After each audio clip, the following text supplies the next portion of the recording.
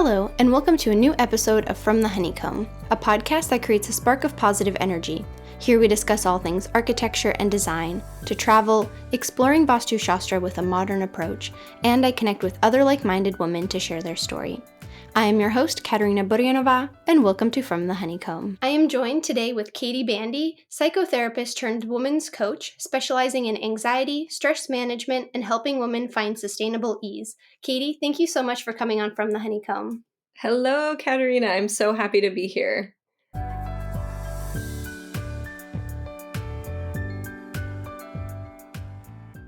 And as we begin every episode, we like to take a moment to ground down and think of something that we are grateful for in the present moment. So what are you grateful for? I love that. I think today I've been especially grateful for being able to work from home with all the rain that we've been having and not having to commute in all of that rain. So I've just been very grateful for the ability to work from home these days. No, that's super, super special. And because you live up in Northern California in Napa, Yeah, exactly. and you guys had snow too, didn't you? Oh, it has been the most wild winter. I've never seen a winter like this up here. Agreed. Like we've had probably the wettest, coldest winter, and I've lived here kind of on and off since 2002. I went to Yeah. Chicago for a few years, and this has been the coldest winter. Oh, and if you're used to Chicago too, you're like, wait, this isn't California. Yeah, I know. I've been wearing my Chicago coats actually. That's how cold it's been. But yeah, Yeah. working from home, oh, so Yeah. grateful for those days. Good. hmm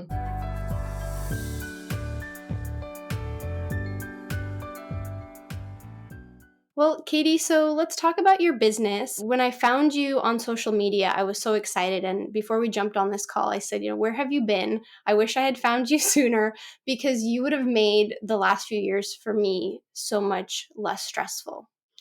Yeah, I have been working in the field of mental health for about 15 years, and it was in 2020 that I had this idea for my business and just really feeling the pull and the need to have more mindfulness spread around the world. I know it could really help people, and I am especially passionate about supporting women and creating more ease in their life. And so, yeah, I kind of branched out of the traditional mental health therapy world. I still do some of that part time, but really my passion right now is moving into coaching work with high achieving women.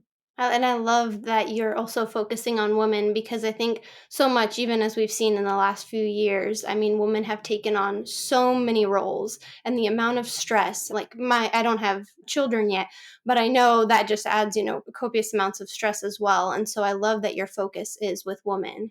Yeah, totally. I mean, I think women especially are being asked to do more and more things in their life, whether it's being a mom, working full time, being a partner, maintaining their friendships, and it's a lot of pressure.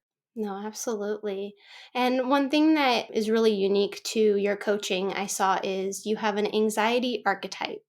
So can you share with us what that is? Yes, totally. So, throughout my work in mental health, anxiety really has been the number one thing that people come in for that I've seen. And really the truth is anxiety is something that's built into everyone's nervous system. It's a really normal part of being a human being, and anxiety is what keeps us alive. I don't think we would actually want to live a life that has no anxiety because we would be putting ourselves into very dangerous situations, right? And so, I think things like our mental and emotional health and our stress and our challenges, there's still a lot of taboo talking about those things. There's a lot of stigma around it. And so, a big part of my mission is like normalizing these very human experiences and helping people come to understand them in a way where they don't seem so scary and they're not taken as like a weakness or a character flaw or something that's very negative. So I had this idea of, kind of creating these anxiety archetypes, which are archetype is just a theme, right? There's Mhm. archetypes in different stories, and it's kind of a way for us as humans to relate to identities. And I figured it would be kind of fun to create these 4 archetypes to help women understand, how does anxiety show up for them? How does their relationship to stress show up for them? And then gives them some ideas for how to work with that rather than how to fight with that. Mhm. And what are those 4 archetypes? So, and I should say first, this is not a diagnostic tool, right? This Right. is like a fun way for us to think about our experience of anxiety, but I bucketed them into 4 different archetypes, with the caretaker, the huntress, the resolver, and the survivor. Okay, so I took your quiz and I got survivor. Okay. So, and it was really insightful to like read all about it. Yeah. And I definitely resonated with so much of being a survivor. Yeah, totally. And so, as you probably read, that survivor archetype is the one that sort of pushes through, right? And like mind over matter. Sometimes we're like white knuckling our way through life, and there may be a lot of that self doubt internally that's still there, like physical symptoms that can come up when we feel that anxiety, right? Mhm. And so I think visualizing our anxiety as this archetype of, it's the survivor in me. It's the part of me that's trying to keep me safe, that's trying to help me get through and overcome obstacles. We can start to be a little more compassionate with the way we're relating to that anxiety, because when we fight it and try to push it down or pretend like it's not there, that's actually when it sort of intensifies and gets even harder to work with. No, absolutely. And I really saw that last year. My health has really declined. I was finishing my architecture exams. There's 6 national exams, a seventh for the state of California. They're kind of equivalent to the bar exam, is how, like, each one. So it's an Ooh, intense process. it's a lot. And it is a lot. And the one I was really struggling with, I think it took me almost 5 tries to pass. And that was within this last year. And I just noticed so much of the stress, of the pressure I was putting on myself. I went to urgent care for the first time ever. Yeah. Like, I mean, just the Yeah. stress my body took. So that's why I really, that mind over matter. For me, I always think like short term pain over long term gain, Mhm. which sometimes is a good motivator. But as I learned this Uh-huh. last year, it also can hinder other aspects of your life. Yeah, totally. I mean, it again, like we have this system built within our nervous system for anxiety, and it is meant for those like brief periods of time where we need to survive something or push through or overcome a hurdle. The problem comes, like you're describing, if it starts to become a chronic thing over time, or we don't have a skill set to kind of manage it when it shows up. And I noticed when I took the archetype quiz, you also had the solutions. So for Survivor, the solution was definitely listening to your body more, Mhm. I think. Yep, exactly. And so, one of the other major practices I think I mentioned that I teach is mindfulness. And Mhm. mindfulness practice is really about making that mind body connection. So, typically in the past, we'll go to a doctor for our physical health, and we'll maybe go see another provider for mental or emotional well being. But really, they're totally linked. Our brain is part of our body, and it goes down into our nervous system. So, when we have an emotional response like anxiety, we're going to feel it in our body, the stomach, queasy stomach, tight muscles, clenching, overheating, jitteriness, Mhm. right? And that's all the body kind of activating for some sort of action. So, if we can start to really notice those physical experiences without judging them, understanding what they are, and kind of be like, okay, body, I know you're trying to help me survive right now, but Mhm. let's relax a little, right?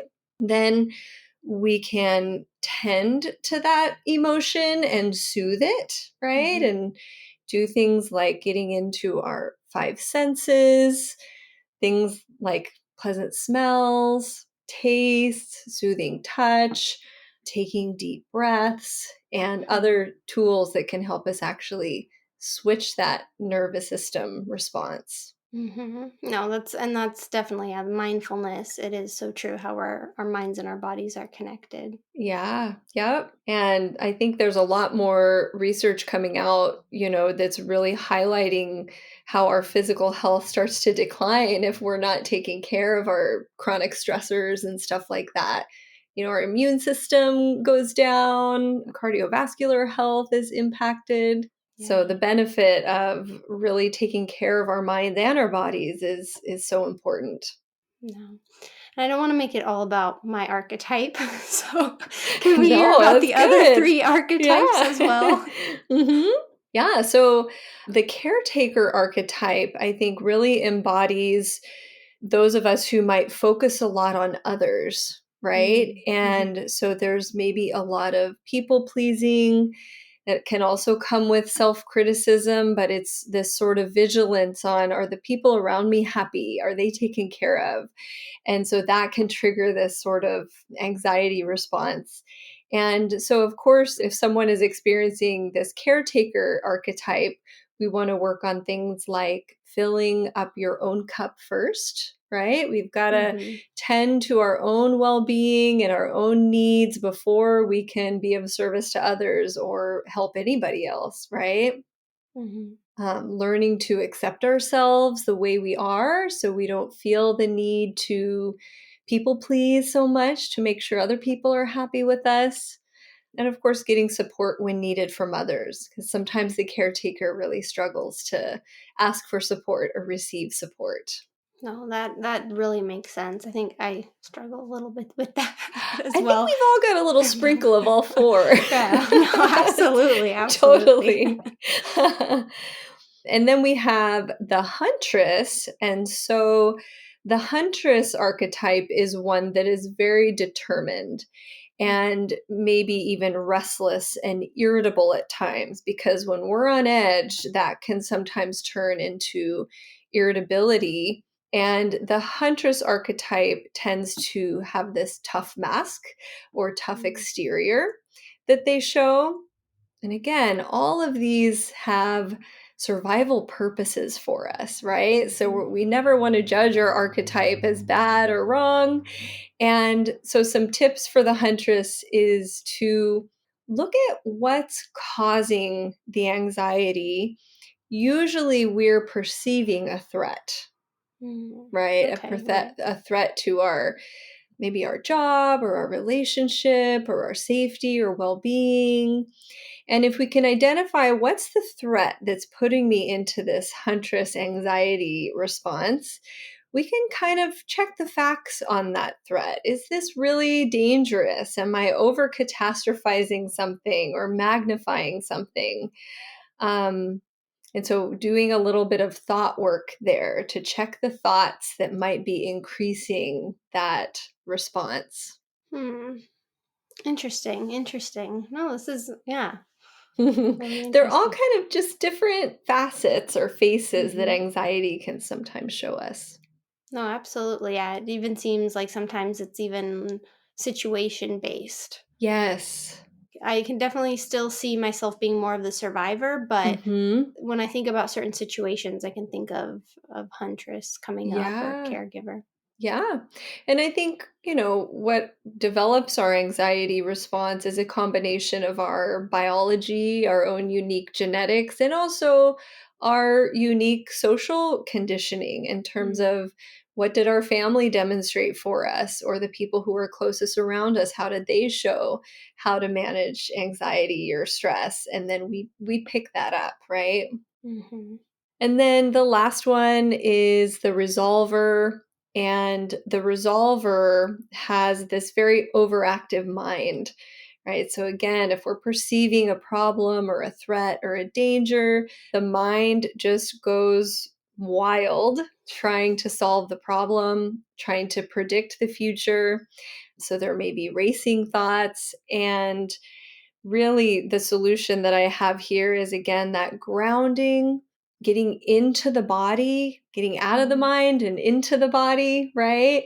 Right. Where, getting into nature can really do this in a powerful way where we feel our feet on the ground and notice the breeze on your skin, the vision of trees, the colors, and grounding our body using our five senses, staying in the present moment, all are things that can help get us out of that overactive racing mind. No, I think you've really honed on like every aspect of anxiety and given them such a beautiful title, like from caregiver to huntress to survivor, and Yes. not having like a negative connotation. Because with anxiety, Yes. you automatically think it's going to be negative, but Yep. you kind of give it that positive spin of like, Mm. here's what you are, here's some tools to deal with this Yes. archetype.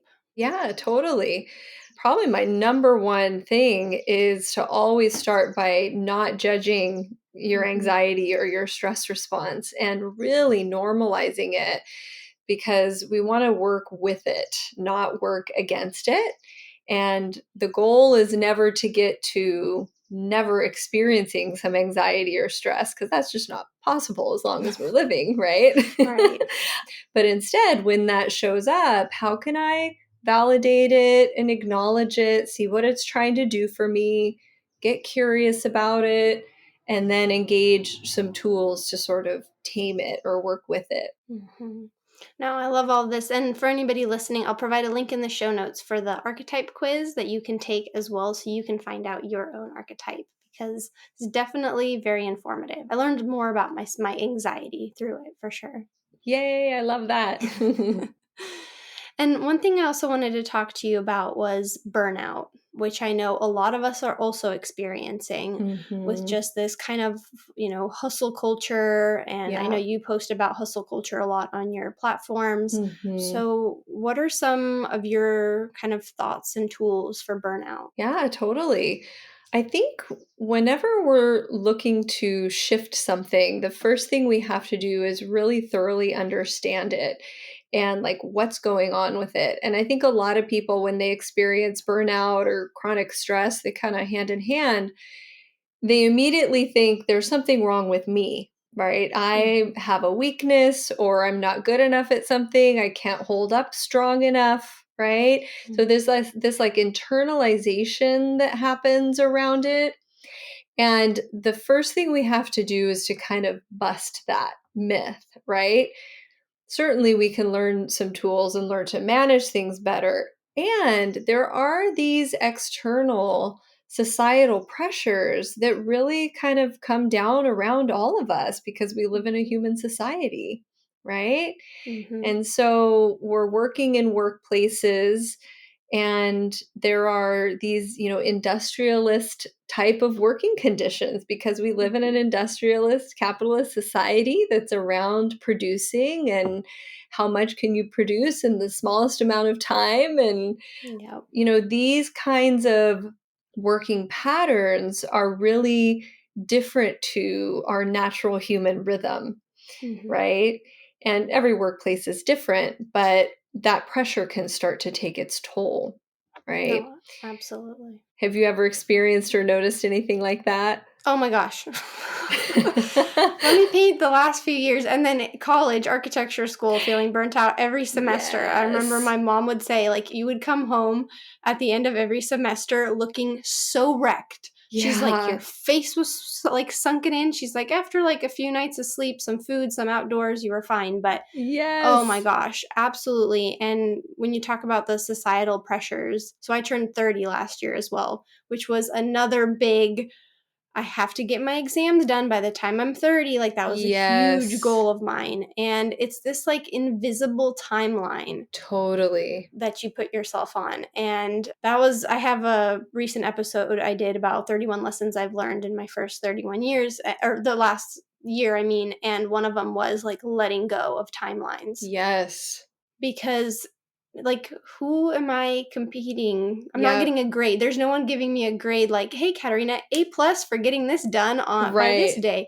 Like Right. it's just make believe. Totally. Yeah. And I think that what you're speaking to in terms of these expectations or timelines, I mean, there you can see them in media, movies, music, like all the messaging that we're giving around what we're supposed to do in our life at what time. And that could go into all other ways. What are you supposed to look like? Who are Mhm. you supposed to be with? And all of these pressures that are they're very arbitrary, like you said. We've got to kind of decondition and unhook from some of those rules that really are not rules. No, absolutely. And I just came to mind is also like family's expectations as well. Yes, I yes. have so most of my family is living in the Czech Republic, and there's a lot of a culture to get married, have a kid. I'm the oldest female in my lineage, I guess, who Mhm. hasn't had their first kid yet,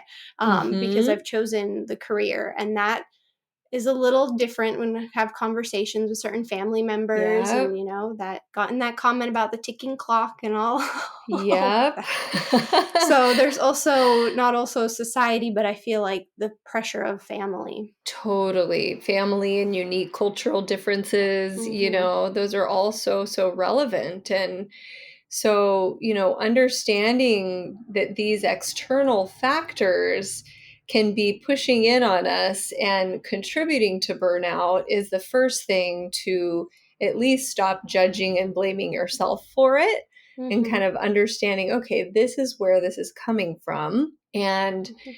then we can kind of figure out what are my values? What is my timeline? And get really clear on your own inner wisdom in those Mhm. areas that can guide you and kind of get comfortable with shaking off some of those expectations that you just can't make everyone happy, and that's the bottom line, right? No, absolutely. And what if someone is struggling with that? I know sometimes it's easier said than done. Yes, it is. Is there any sort of like tools in your magic toolbox that you have? Well, here's the first thing that I would say, and then I'll give some Mhm. practical tools, is that getting support, right? Mm. When we're trying to figure this stuff out. I think another message we get from society, especially because we live in a very hyper individualistic society, Mhm. is that it's not okay to ask for help. You have to figure everything out on your own, and you must be lazy or weak or faulted in some way if you request help, right? Mhm. And that just is so against our communal nature as humans. We never would have survived on this planet unless we depended on each other. Mhm. And so, getting support around managing burnout can be really helpful. I think one of the hardest things that women experience here, because women are my main, is setting boundaries, Mm. Mhm. saying no to things, right? Or just setting our personal limits around our time and our energy and our needs. That's really hard, especially for women to do, because that's another thing we're not really taught as women, as generically speaking. We're taught to focus on others and, take care of others. So we're not really taught, how do you set boundaries? How do you say no? No, boundaries are so important, and I think even coming back to the boundaries is sometimes letting go of certain friendships and Mhm. relationships. I've Yeah. noticed that too. Is my time has become so much more valuable with, Yes. especially as as you work towards something, and I've noticed now as I've been working more towards my goals, is like my time is valuable if you are running late. Like there's a lot of sometimes that is Yes. like one of my pet peeves is like if you're late. Totally. One of Yep. my so, but coming back to the boundaries is, yeah, saying no. And saying no is just, it's, I think the older you get, maybe it gets a little easier, but I know there's still so many of us that struggle to say no because of the Mhm. expectations. Yep. So, Exactly, and sometimes that anxiety archetype comes up, right? When it's like, "Oh, I'm gonna say no to this social event," or, mhm, "I'm gonna say I don't have time for this thing."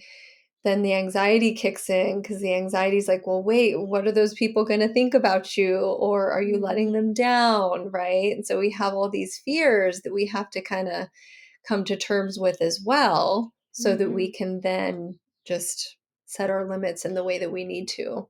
No, absolutely. And there's that FOMO too, like the fear of missing out, which is huge, Totally. Yes. especially on social media now. Yes. Yeah.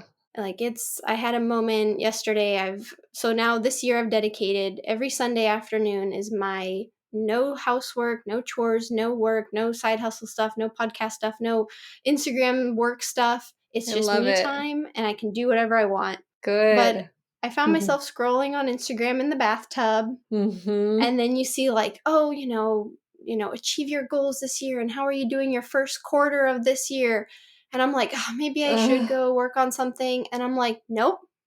My assignment right now is to rest. Yes. And that's a huge, huge, not enlightening thing I've learned, but like it's a huge Yeah. thing. Yeah, the comparisons, it's Mhm. easy. I think it's natural for us as humans to compare ourselves with others of what are they doing versus what am I doing? Because again, we're social by nature.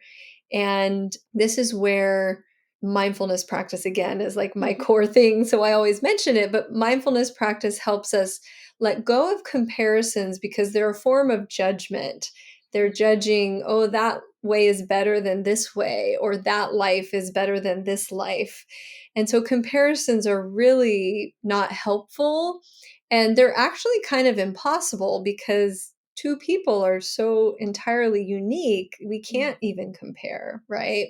So having those almost blinders on of where, okay, I can see this thing or I can see they're doing that. However, I'm in my lane. I know what I Mhm. need. I know what I value, and just really sticking with that. No, absolutely. And it kind of goes back to what you talked about, asking for help. Sometimes when we see someone doing really well, we don't know that they have a whole village behind them. Yes, That's yes. another thing is you're like, oh yeah, actually, her mom helps with this, and then she has an assistant or, all this stuff while you're like over here going, oh my gosh, it's just me. So yeah, so you'll see someone and you'll be like, wow, how are they achieving what they're achieving? And then you'll find out they have a whole village behind them that you didn't know about, that you didn't know that they had an assistant, that they had, a housekeeper. Yes. And there's this one phrase that really bothers me is you have as many hours in a day as Beyonce. And I cannot stand that quote. No, no, No, you do not. I mean, you do. nope. On a reality, yes, you both have the same, but you don't Yeah, have the village that a she has. fleet of people, Yeah, the fleet. Yeah, it's more like a mini country of people who help right? her. So there's like that. Totally. I can't stand that quote. Yep, yeah, that's such an important perspective to keep in mind that recently I actually saw a business coach post something about how much money she'd made in the year. And I was like, that's great, amazing. I'm curious what kind of team you have because it sounded like it was just her doing it. But sure enough, she shared she had a team of like four other people working with her. And I was like, okay, that Yeah. makes sense. Exactly. Yeah, that perspective and that it takes a village for sure. Yeah, yeah. And we actually save ourselves a lot of emotional energy when we can stay in our lane. Mhm. Because when we are comparing or sort of glancing over, which of course we do sometimes, that's okay. It's an energy leak, right? Where we're Mhm. spending time and energy going, oh, should I be doing that? Or look at them over there. When if we actually focus our energy right on our path and our journey, that's going to be much more effective at channeling us forward. Mhm. No, oh, that's so perfectly said. Yeah, and it made me think too of delegating work, which is something I've Yeah. started to do as well. Is Yeah. what can I do but delegate certain works, like with the podcast editing. I don't know how to do it. It's not one thing that I want to kind of do it. It's just not in Uh-huh. my like skill set. So I delegated Yeah. and I have an amazing editor who does a really great job, but it allows me to be have more fun and creativity with the podcast. Yes, your zone of genius, Mhm. totally. Yeah. And I think that's again that kind of limit setting in a different way where we say, okay, I'm going to put this for someone else to do.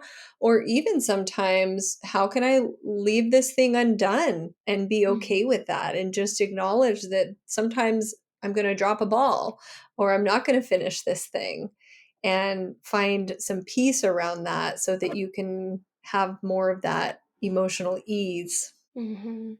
And I think also the fear of being okay that you fail. Yes. Fear Yeah. of yeah. Yeah.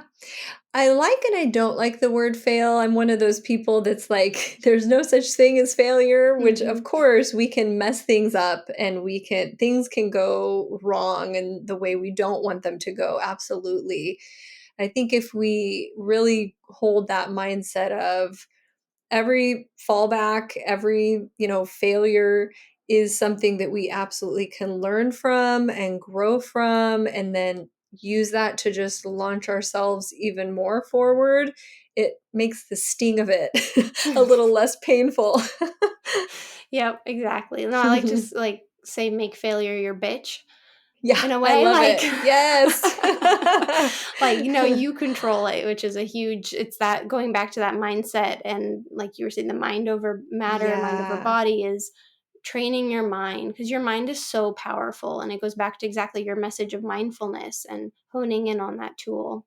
Yeah, totally. And that make failure your bitch. I love that. It's also, I mean, mindfulness is based on the fact that everything is always changing and everything comes and goes. And so if we can have this way of being where we just move from one moment to the next, doing what we can and adapting and adjusting as we need to, Mhm. that's the sauce right there, right? Mhm. No, absolutely. Absolutely.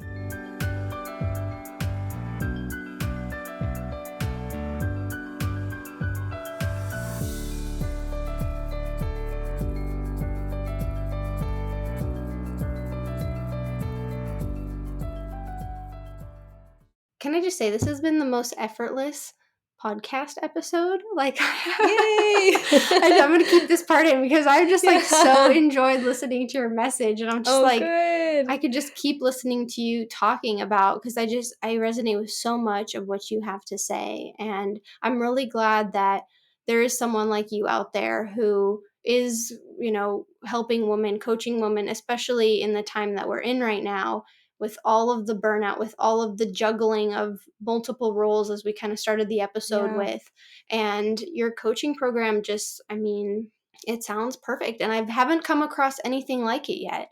And I see so much of that hustle culture of, well, I see more coaching on how to achieve six Yeah. figures, seven figures, how to achieve this. But then here's you who has like this amazing message of, what about achieving no anxiety, like not no anxiety. We Yeah. have to have anxiety, but Yeah. how to reduce the anxiety and, be able to achieve certain things without Mhm. those stresses and without the burnout. Yeah, totally. I mean, I'll be the first to say that I struggle with these things too, right? And Mm-hmm. I've had my own journey with anxiety and burnout and all of that, and mindfulness practice and the things I've learned in my career are what have helped me get through. And I'm just such a firm believer that if we want this world to be a more peaceful, a more balanced place, it means more women being in their ease and comfortable in their body and leading from that space of grounded empowerment. And so, yeah, that's my Oh, thing. oh, I love your message. And do you at all work with like cyclical, like with the working with your moon cycle at all? That is not something that I've specialized in. I've seen a lot Okay. of that out there, but not that specifically. I Okay. think that in general, it's kind of, helping people get into their bodies and definitely listen to the messages their bodies are giving them, because our bodies are talking to us all the time. Hmm. And so learning to know when your body needs rest, when it needs slowness, or when you need to give it a little kick and kind of get it out and get it moving a little bit, right? No, absolutely. Yeah. No, there's the seasons, I think, of for women of cycles, but then also Yes, the seasons we're going through right now, totally. which coming into spring too now, I can sense like, we had those moments of like everybody's kind of building stuff. And I pick a word every year, and my word for 2023 is growth. I And I love it. really wanted to spend winter kind of harvesting, planting seeds. Yeah, yep. And I can sense that energy of spring. And like I've been planting seeds the last few weeks that I know are really, and it was without even trying. It seemed like I kind of gave myself this word, because the year before I did surrender, because the year before that was hustle. Yeah. Hustle is a bad word. Like, Oof. I regret ever using that word for my year, because it made Yeah, me then turn into surrender, which this year is growth. And growth is I just so love much that. broader, and it's Mhm. less stressful. because I'm just Yeah. like go with the seasons and go with little, like, I have my milestones, but they're not so set in stone. Yes, I love that. I think that, everything is cyclical, right? And Mhm. so tuning into those cycles and going with the ebb and the flow in a more kind of naturally grounded pace is Mhm. going to be much more successful, if you want to use that term, but regenerative really is what Mhm. it is for your energy long term. There's a quote. Ooh, I'm going to have to think about this for a second. I think it's a quote by Lao Tzu that says, "Nature does not hurry, and yet," hang on, let me look this up. This is, I It's think this would be important. a good quote for us to have. Hang No, on. absolutely. So it's a quote by Lao Tzu: "Nature does not hurry, yet everything is accomplished." Mm. So Mhm. that's the opposite of hustle, right? We can we can move consistently and methodically, but go with the ebb and flow of cycles and make that progress over time. We don't Mhm. have to fry our circuits doing it. Mhm. It's that word you use in a lot of your, like, social media profile, is the sustainable. Yes. It's because when you think about sustainable, we all think about the earth and everything, but coming back to our bodies, you've kind Mhm. of wrapped it in, but we need to be sustainable because Yeah. of, and then it goes into burnout. So, Yeah. And it's all connected, right? mhm. The way we treat our bodies and what we're demanding of our bodies is the same way we're treating the planet and what we're demanding of the planet. So I think, I believe everything is an inside job. And so if we can learn to be more regenerative and nurturing with ourselves, then that is, of course, going to ripple out. No, absolutely. Absolutely. Well, like I said, I am so happy I was able to find you because your message. Is there anything you'd like to leave, because I do have a lot of women listeners, Yeah. any message about, if they are struggling right now or they're feeling that burnout, there's, well, it's that thought of, oh my gosh, now spring's coming, summer, all those first quarters over, hustle culture Yeah. stresses. Yeah. I would just say to commit to yourself and commit to learning more about how to take care of yourself through the stressors in life. It's a lifelong journey and it winds the curvy path, right? It's not always easy, but I think as long as we're on that journey of exploration and learning, and it could start as simply as doing some little meditations. There's a bunch of free meditation apps, Headspace, Calm, Insight Insight timer. Timer. Just start a little practice for yourself, doing 10 minutes of meditation, maybe 2 or 3 times a week. Create space for yourself to just be with yourself, right? And invest into yourself, your time, your energy, because not doing that is not sustainable. Mhm. Oh, absolutely. Absolutely.